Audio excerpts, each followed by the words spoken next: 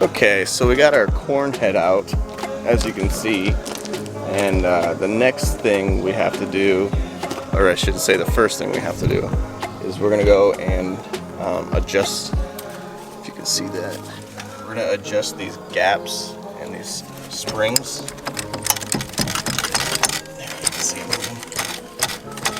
So there's a measurement here that we'll go and adjust that. And when we do that, it'll take all this off, this hardware and stuff. So every row we go down, it'll actually clean the row out too at the same time. And then we'll make sure our sprockets are good, gearboxes, grease, basic maintenance.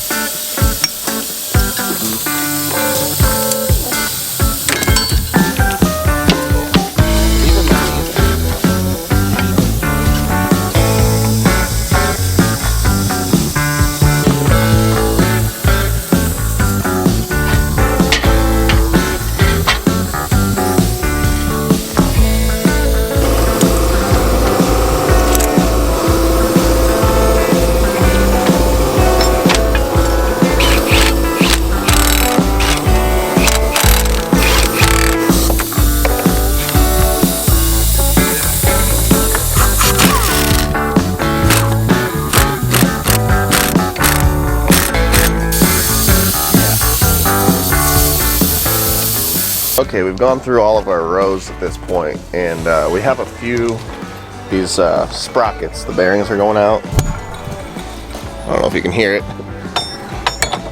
but let's see. This one here might be. No, this one here might be louder. Let's try to spin it. No, that's quieter. Anyways, so we have, I think, 1, 2, 3, 4 or 5 of these sprockets we got to change out. They're pretty easy. It's just this one little bolt, and then you swap the new one on and tighten it down and then reinstall it. So the next job we're going to do is check all of our cutting knives underneath that cut the corn stalks down to the ground. So since we're going to be underneath it, we got this little guard here to block this piston from dropping, so you don't see me smush like a pancake on YouTube. Together.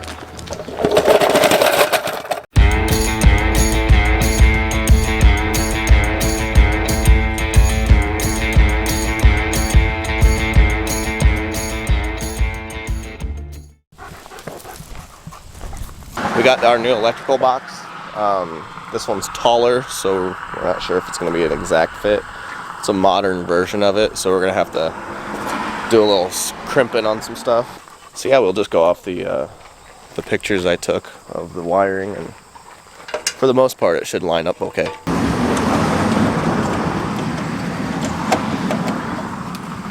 we can see if the cover fits right away.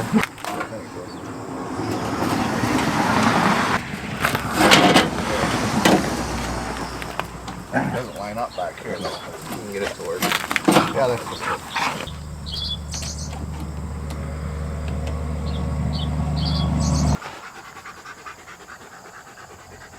Barely fits in there. That's it. I mean, the big guinea pig. Stand back.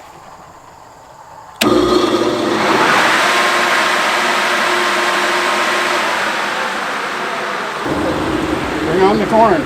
Yeah, this is done. Just gotta put that switch back in and then cover. So this is going to bolt back into that. Oh, it goes in there. Where's it there? Okay, this is something we've never done to our corn head, is each one of these blades has a gearbox, and then in the back there's a drive that has a gearbox that take 80/90, and they have a plug. Which one's on the side right here, which is easy to get to, but the back I'm unsure. But they're both supposed to be just under the check fill plug. So we have to check those and make sure that there is gear lube in there. I'm currently up in the cab of the combine, Got to start her up. We are going to run this corn head, and we're going to calibrate it, which calibrating is all done on this little monitor right here. And what does it do? I actually have no idea.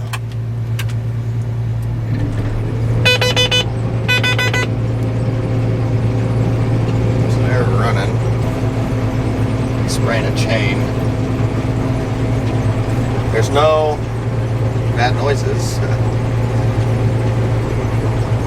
But like I was saying, we got to calibrate this head, which some of it's just the height control and how high we want the head to be, and then the rest of it is just like electronic mechanical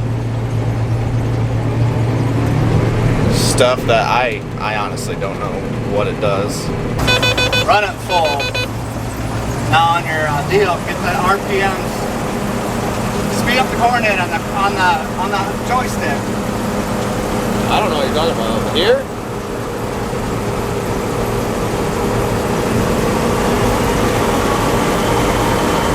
Usually running about 680. Yeah. Always slow it down. Okay, now shut off.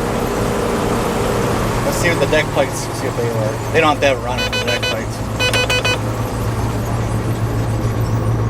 Okay, so now you can calibrate it. I'll put that on when you calibrate it. Okay, so calibration is really boring.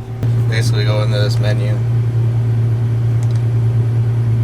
And then it says calibrations. Which we'll just start with, yeah, might as well start with deck plate spacing. Then you just gotta follow these instructions. So we gotta fully close them. That's the contour master. So I don't know if you can see those little plates in between I'll wiggle them back and forth. But in between each row, so you can see those plates moving in and out. That's our deck plate spacing. So we're gonna close them fully, which they are. Select next, and then fully open them. Select next, and it's complete. See, what did that do? I don't know. So I'm just gonna finish doing all this crap, and then we'll see what else is up. We're hooked back onto our bean head, and there's that bubble somewhere in there. So we're gonna try the heat and beat method.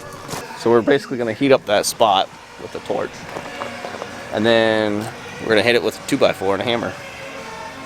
See if we can't get that bubble out. So we're gonna try and get to that spot right there. We got our 2x4. There's our bubble right there.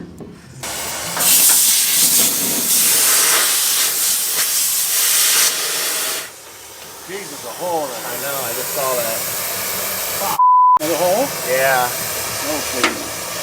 I think we're gonna catch a fire, dudes. All the fucking shit underneath this. Oh. Try pounding it now. It's smoking.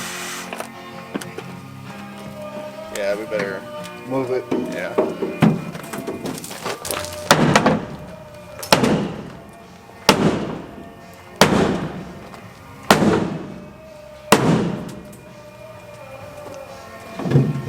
Oh, I think it went down. Yeah, we don't have to go very far.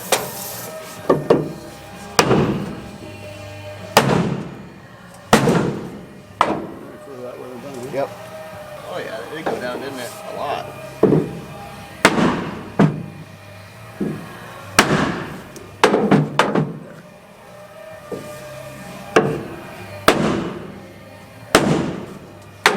That's good. Yeah, that's good. Maybe right there, but I didn't heat there. JR was right then, don't take much to... Well, it's so thin. Yeah, that's the other thing. Yeah, I think right there it needs one.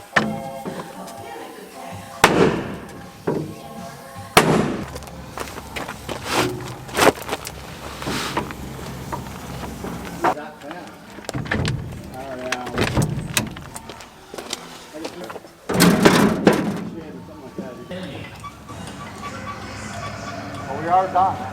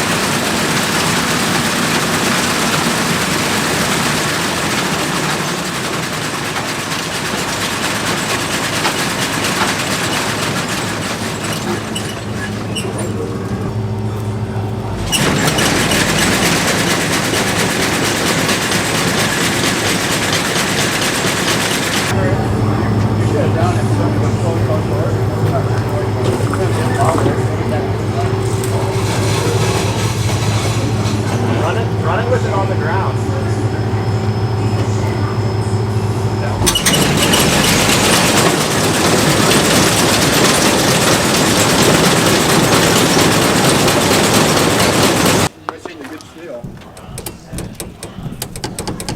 Yeah, we need to tighten these down. This is what was making all that noise. Oh yeah. We gotta tighten these down. This one's missing something.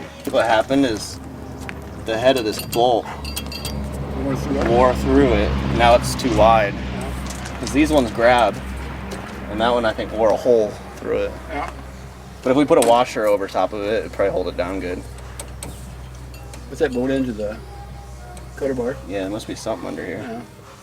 I suggested that we take these torque things out and replace them with standard these metric hex bolts, because these, well, I'll show you. Oh, right, we got one right here already. So these have a collar on them, so they're not threaded all the way, and the collar is meant to go through this steel and, you know, kind of clear it and act as a spacer. However, over time, this kind of vibrated loose and cut holes in all of these little spots. So now these can no longer hold it down. So I tried putting washers in, but the washers won't tighten down because of that collar. So if we go full thread, I'm thinking I can get it tightened down and then hold this platform down a lot better. But we'll see, it's just a theory.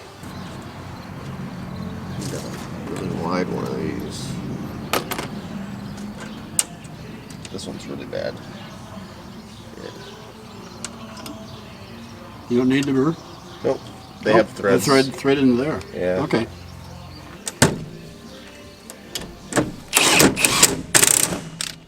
There we go. Just like brand new. Better now. Yeah. I put standard hex on there. So. You want to shift up the gear going through the field now. Yeah. I've got this patch repair that we got to do in our grain truck on this tarp. So I'm kind of just filming the odd jobs we've been doing. So I've kind of been filming the odd jobs, and I'm going to kind of continue to film the odd jobs because I'm really far behind on editing. I'm having some major computer issues, which I'm going to get a new, really nice iMac, but I got to wait till after harvest. But that doesn't help me for now, but so I'm kind of limping through the end of this year. That is why the videos are slow. So we got some cleaner here, which you've seen me use in the camper videos. It's kind of my go-to stuff that I use for any sort of prep work with adhesives or paints, or honestly, it even removes glues and everything from stickers, or it's just great stuff. Got a little scuffer brush. So we got some vinyl cement, the actual tarp itself, the patch kit. Here's a card they gave us, which is just a comfort in card. That'll do. That should be all we need. So the first step is going to be this prep, obviously. Check the mic and make sure it sound right, boys. So I've never done this before, but it might look like I know what I'm doing, but I don't. What I have done is repair camping gear, and it can't be no different than a rain fly on a tent, right? Okay, step 2 is gonna be this brush. I'm gonna scuff this area up for the adhesive. What that'll do is just give the adhesive something to grip onto, you know, rather than a smooth surface. If you rough it up, it lasts a lot longer. So now I'm just gonna go around this area, kind of scuff it up.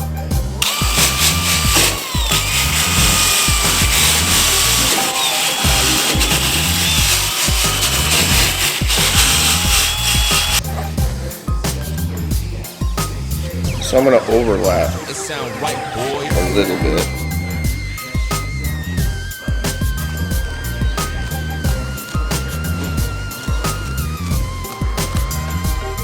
Okay, we're gonna round our corners. Rounding them like that just gets rid of any edges that can peel off. So it just kind of future-proofs it. Just got a brush.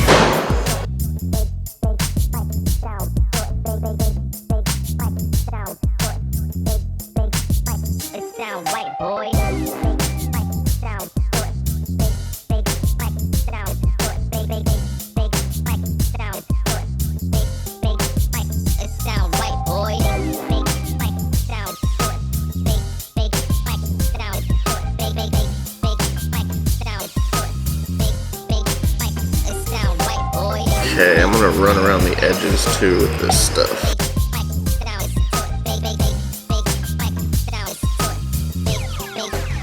It sound right, boy.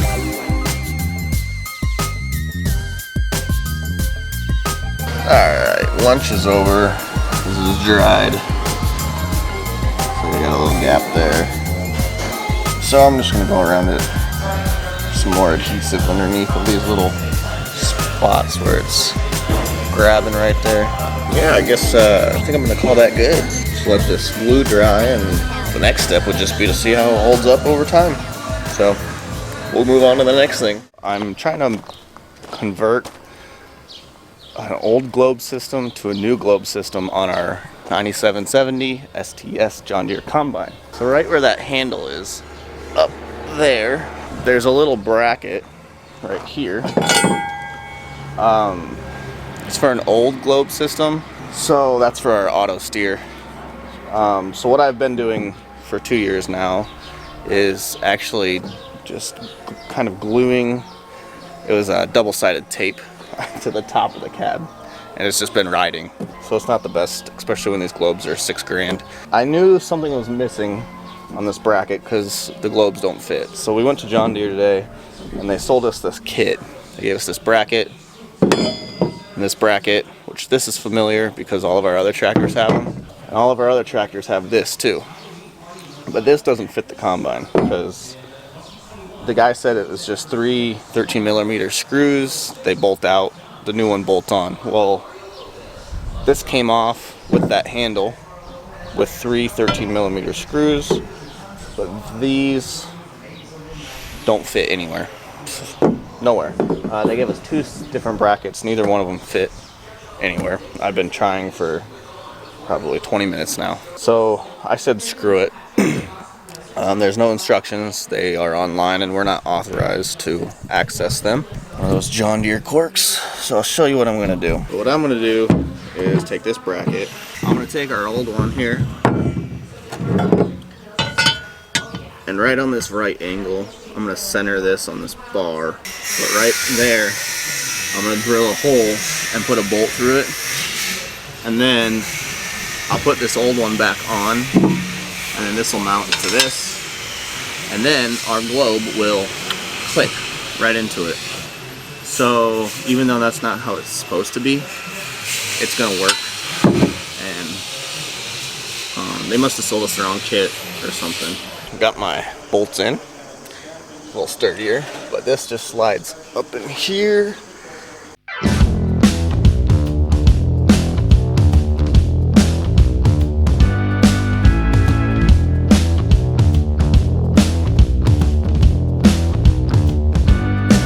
Now it's just got a nice secure place to be. It's $100 to support. a $6,000 item that just, rather than pasting it to the roof, has a proper mount. So, should be good.